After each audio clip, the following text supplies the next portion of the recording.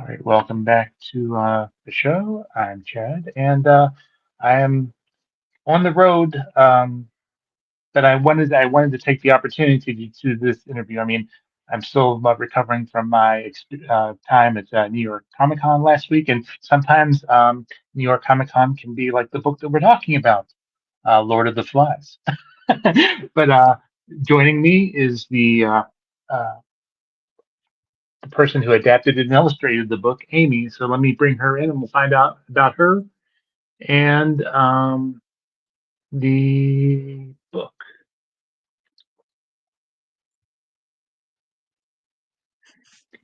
Greetings. Hi. Uh, How's it going? Good, good, thanks.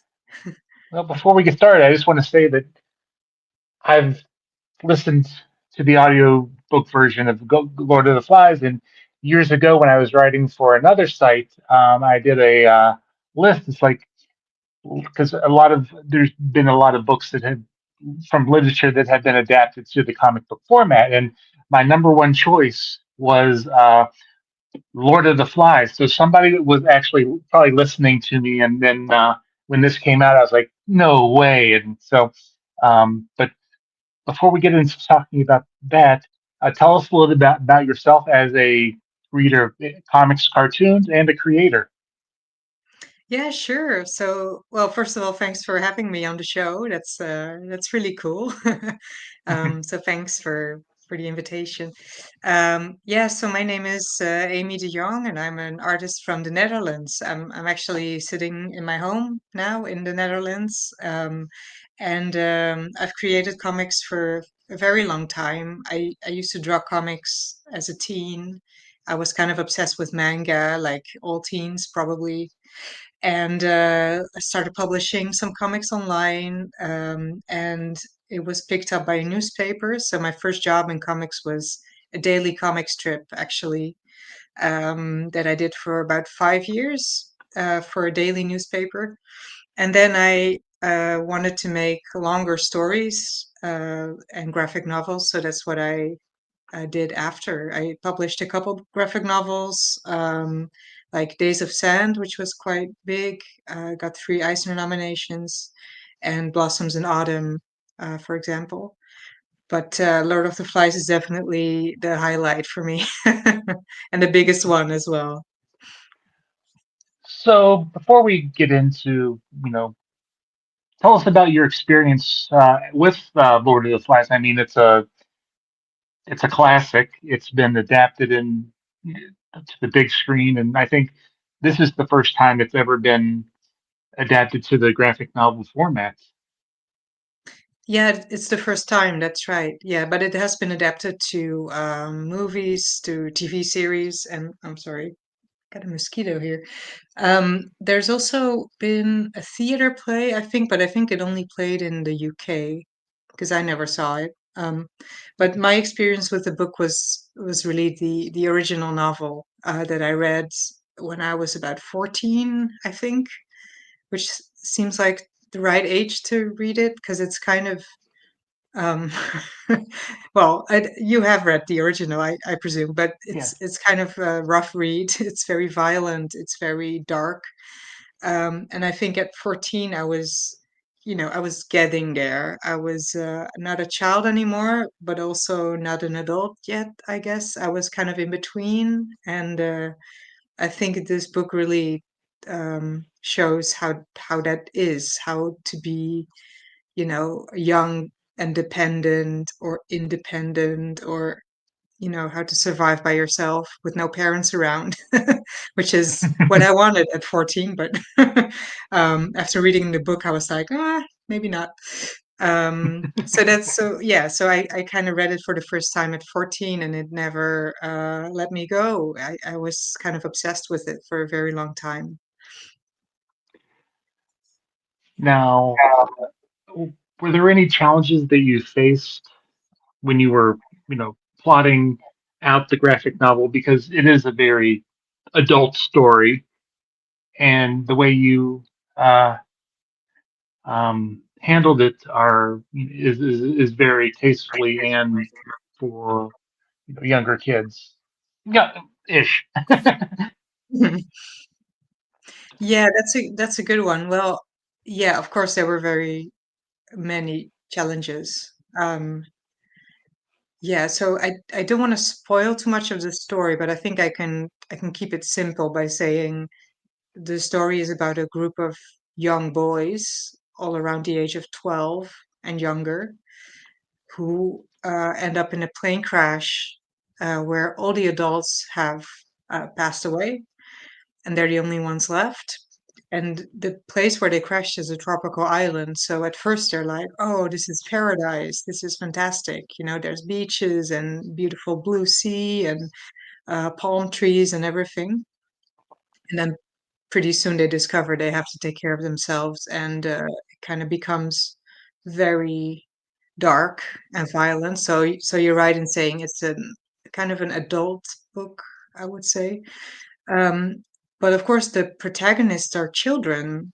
So I think that the difficulty with this book was okay, so the main characters are all 12-year-olds, but you don't want to make a book for 12-year-olds. You want to make a book that from the first page, you know, oh, this is not going to be a children's book.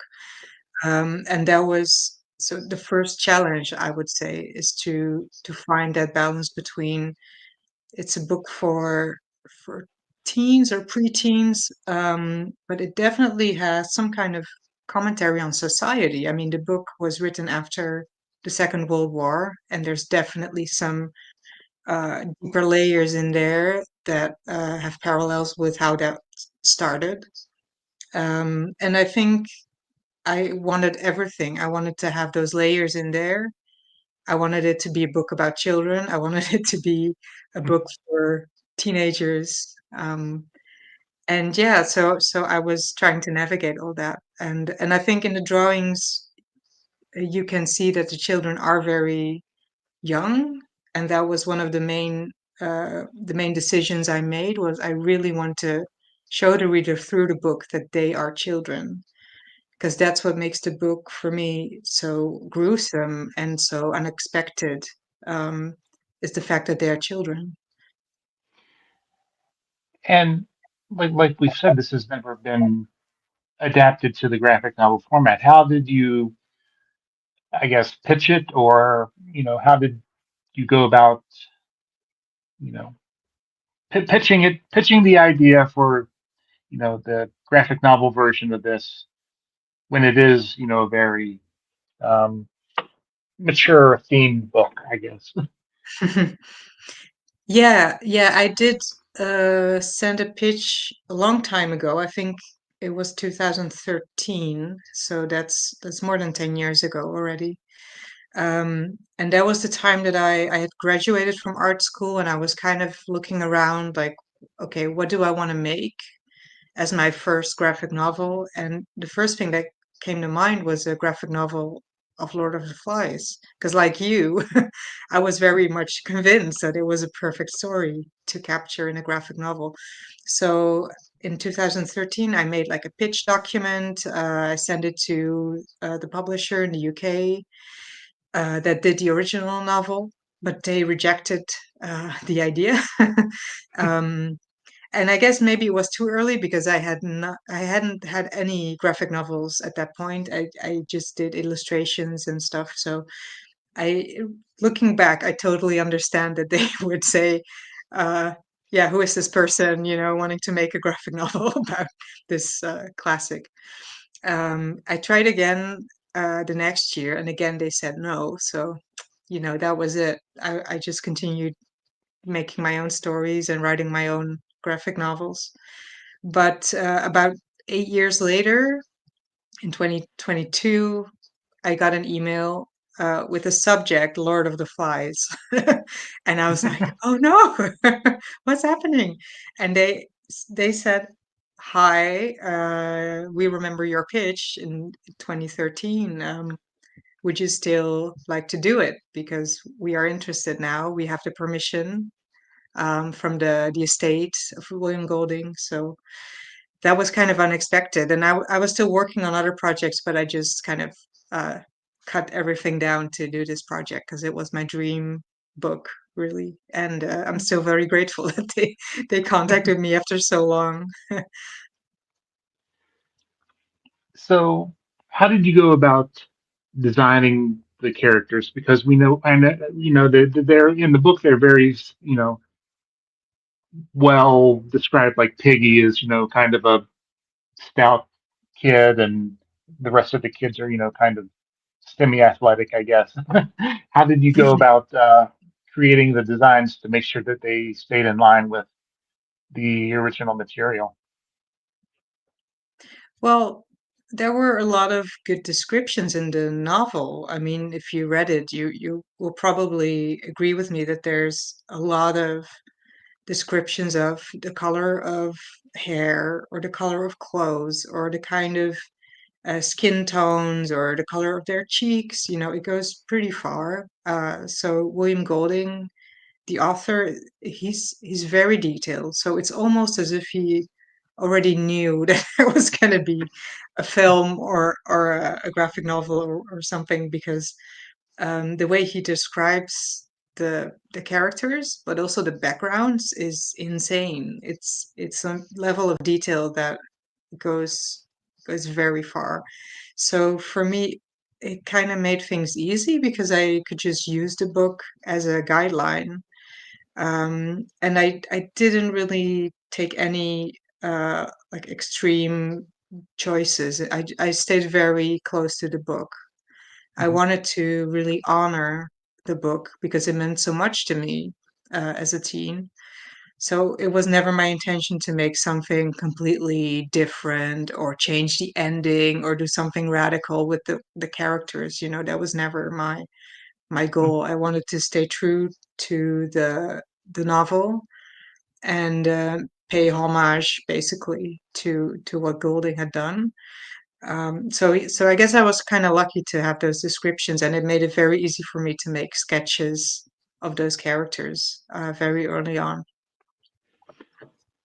Now, did the William Golding, whatever his, you know, the people that kind of control his works, did they have to sign off on, your stuff? Oh yeah, yeah, for sure. But they were involved from the very beginning, actually. And so it's the family of William Golding. It's his children and grandchildren now, and they've been part of the process from the beginning because they were looking at the storyboards, they were looking at the sketches and the first colors and everything. Um, and I kind of like every so many months, I would send an update and ask for, their opinion. I wouldn't say ask for their approval, but just their opinion, because that meant a lot to me. And I also really appreciated it because they had a lot of good comments. There were scenes that I'd completely canceled, basically. I was like, this is not going to work in a graphic novel. I'm going to skip this whole scene and just continue at the next one. And they would often say to me, well, uh, why don't you have a look again at the scene? Because it's very important in, the message of the book, or there's this tiny detail that happens that is a metaphor for, what's to come, or, there were all these things that I'd probably never see, or things I just looked over. And because they know the book so well, they know it by heart, they could tell me exactly the key scenes of the book. Did you have a favorite character that you enjoyed, drawing? Because I know and it was one of the details that I kind of, you know, looked at is, when once Piggy's glasses get scratched. I mean, you know, that's pretty constant. It looks pretty much the same throughout the book, and that's a nice little detail. Hmm. Oh yeah, yeah, for sure.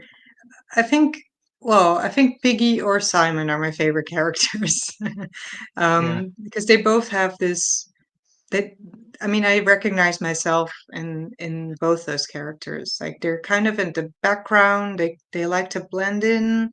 They don't always succeed, but there's always a kind of hope or kind of positivity in them, even in Piggy, who is bullied throughout the book. You gotta, I mean, you gotta see how optimistic he actually is. I mean, he keeps the hope, he keeps looking forward, comes with solutions, comes with proposals to fix things. I kind of recognize myself in that, like, oh, there's a fight or something, and try to fix it. That's really what Piggy would do. And Simon is more the mysterious character, I would say. Like, you never really know what's going on in his head. Um, he's a very mysterious little guy, and that intrigues me. Like, I would love to see a spin-off about Simon. Well, what I think, I've growing up, I read the book, but then I'm a big Stephen King fan, and in his Hearts of Atlantis, Lord of the Flies is one of the books that the main character wants, one of the other characters to read, and his question was, when the kids are saved, who are going to save their rescuers because they're, basically have become their society is broken down, and Yeah, who's to say that that's chances are that that's not going to continue, even though they've been saved. exactly. I think that's the feeling that you get when you close the book is, are they really rescued? Because they're going back into a society that is at war, and that is uh, basically the same on a larger scale of what they've just been through, and with more weapons, I guess, with more technology. But it is the same. It is groups fighting each other, and not accepting other groups or minorities or whatever. So I think you're very right in making that conclusion. Yeah, I mean, that's the conclusion that I had at the end. Yeah. So, how did your previous work, with graphic novels, prepare you for uh, your this adaptation of Lord of the Flies? Because I mean, as you said before, it's a book that you hold near and dear to your heart. So, Mm. how did your previous work prepare you as a creator to tackle this?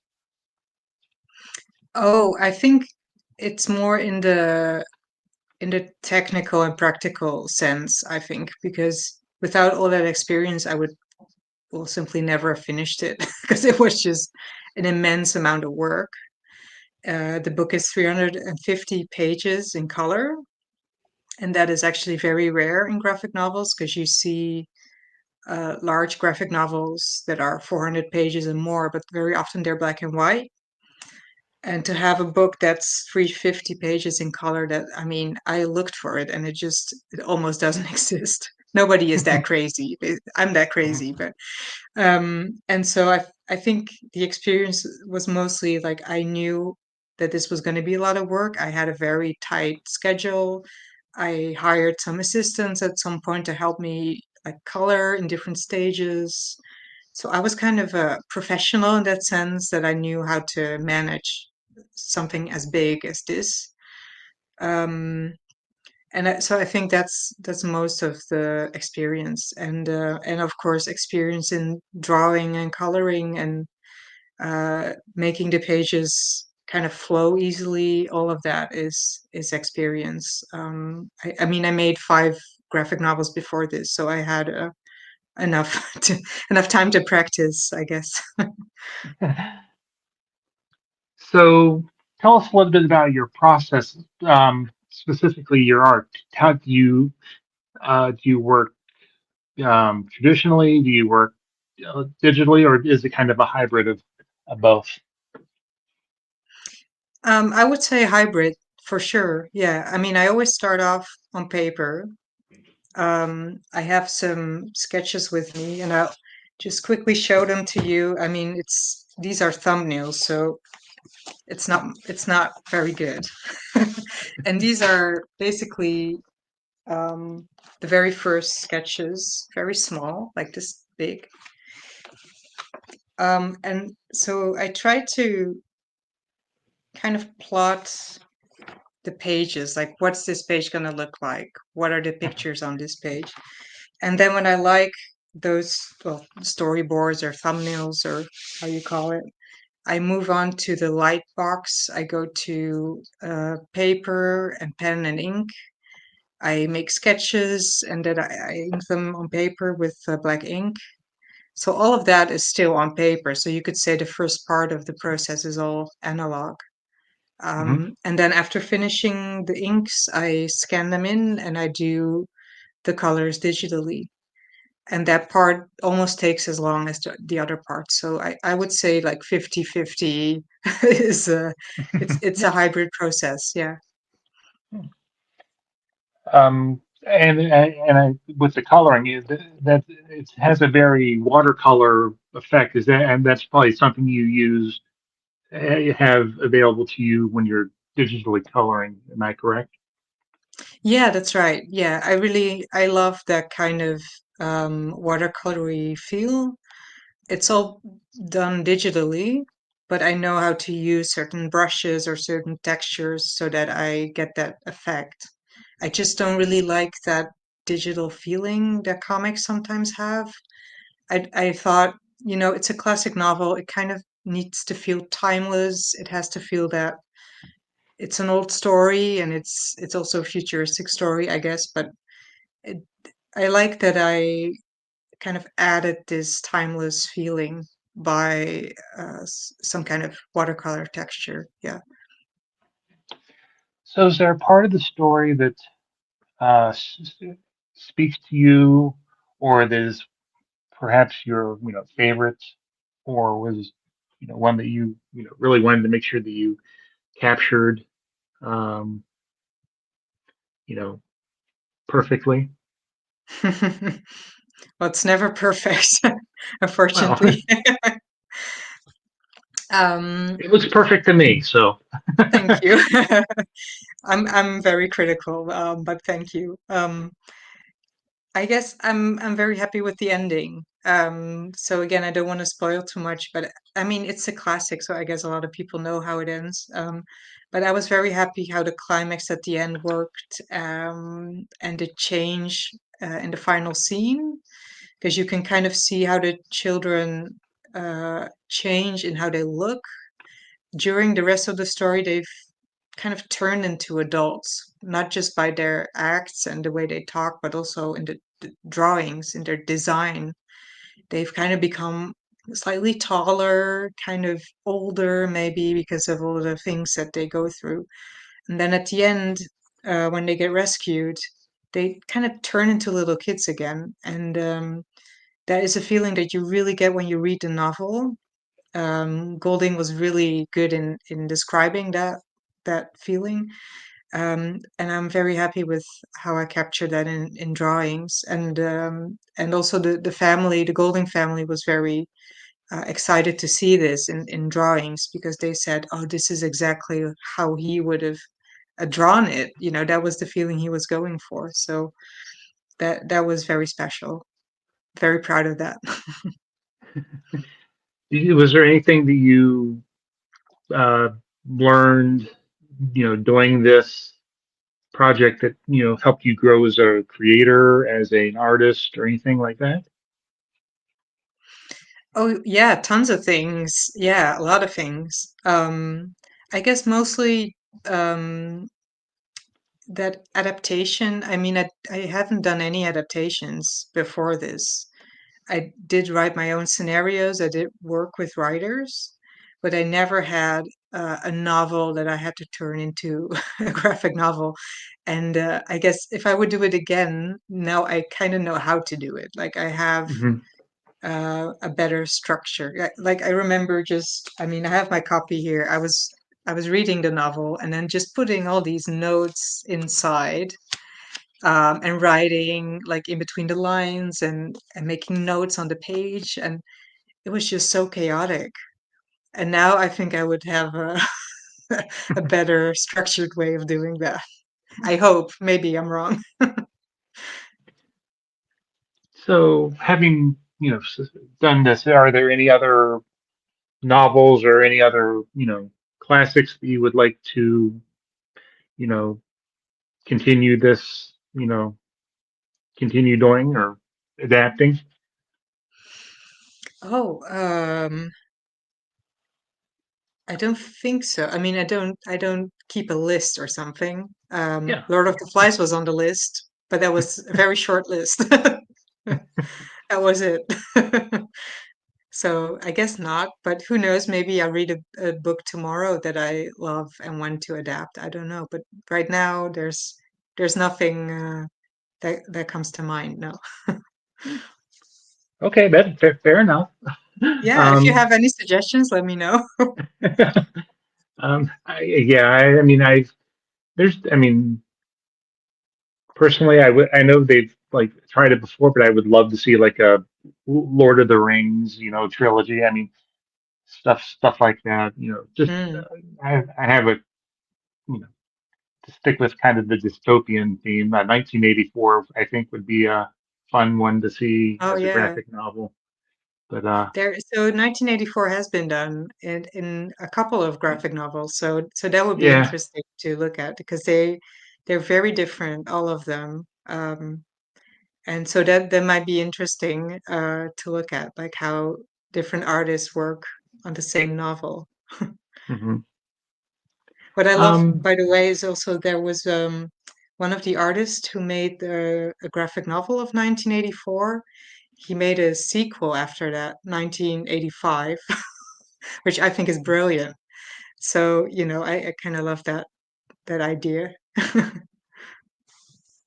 and how was it finding a home for the book at Penguin? Because I know that if I'm, I don't know if it's correct, but I think that Penguin also kind of did Watership Down, an adaptation of that one. So it kind of fits in right with a couple of things that they've done. How was it working with them to get the book out? Oh yeah, so they were basically for the US a very logical choice because they've also distributed Lord of the Flies, the original novel, in the US. So they already they have the experience with the book. They know the book by heart. They've been selling it for many, many years. So it kind of made sense to go to Penguin, and the Golding estate has very good connections with them, obviously. So we kind of just tried and see if there was interest. And like you said, there were already some other adaptations of novels into graphic novels. So that all went quite smoothly, I'd say. Like we were all very happy with what they wanted to do with the book in terms of the design and the promotion, and they included it in the Penguins Classic series, which is mind-blowing to me that to have a book in that series. Um, hmm but I also understand why, because the novel is a classic, so I guess Right. it belongs there. But still, that was a kind of shock to me in a good way. Yeah, and yeah, I mean, I couldn't be happier. I mean, I'm very happy to be there. So, is there anything else you wanted to mention about, the book that maybe we didn't talk about, or um, yeah.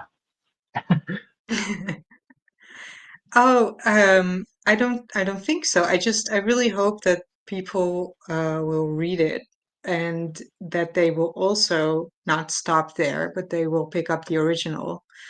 And because I still believe that's a very, very insanely good book.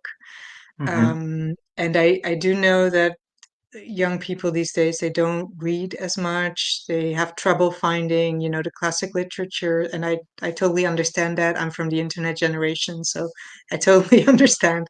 But I hope that this graphic novel will help certain people uh, into discovering some of the classics. Like I mean, like Watership Down, I think it had the same effect that people picked up the graphic novel and loved it so much they would pick up the original. And likewise for The Handmaid's Tale, for example, which was an excellent graphic novel. So Yeah, that's what I hope. I hope it helps discovering the original one. Definitely. So why don't you give one final, pitch for the book and where people can find you if you are on social media? Sure. So the book is called Lord of the Flies. It was written by William Golding and adapted to a graphic novel by me, Amiee De Jongh. And you can find me on Instagram at Amiee De Jongh. And there I'm sharing the process on all my new projects. So uh, I hope you enjoy that. Thanks so much, Chad. Oh, well, thank you so much. I know it took us a while to get this kind of scheduled, but it was well worth it. And, again, it's one of my favorite books, and I'm glad that it finally made it into this format. And it was a pleasure to chat with you. And hopefully, we'll be able to chat about in the future about other projects you're working on. Thanks so much. It was a pleasure to be here. So thanks so much for having me on the show. All right. Well, thank you, and enjoy the rest of your night, I think. Yes, that's right. Thank you. All right. Later.